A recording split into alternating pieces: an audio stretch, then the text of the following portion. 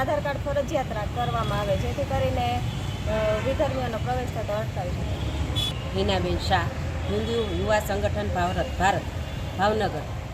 નવરાત્રિ આયોજકોને નવરાત્રિમાં વિધર્મીને પ્રવેશબંધી, અશ્લીલ અર્થી ગીતો અને વલ્ગર વસ્ત્રો અંગે કડક સૂચના બાબતે કલેક્ટર સાહેબને આવેદનપત્ર આપવા આવ્યા છે।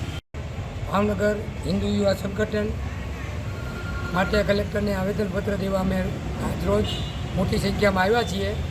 અમારો વિષય છે કે નવરાત્રિ ગરબામાં આધાર કાર્ડ ફરજિયાત બનાવવાનું તથા દિયરથી ગીતો નહીં વગાડવાના, અશ્લીલ દિયરથી ગીતો તથા વલ્ગર કપડાં પહેરીને દાંડિયા રખ લેવા કોઈ લેડી આવે નહીં એનું ખાસ કડક સૂચના કલેક્ટરે દરેક મુદ્દાની અમલવારી આયોજક આગળ ફરજિયાત કરાવવાની રહેશે।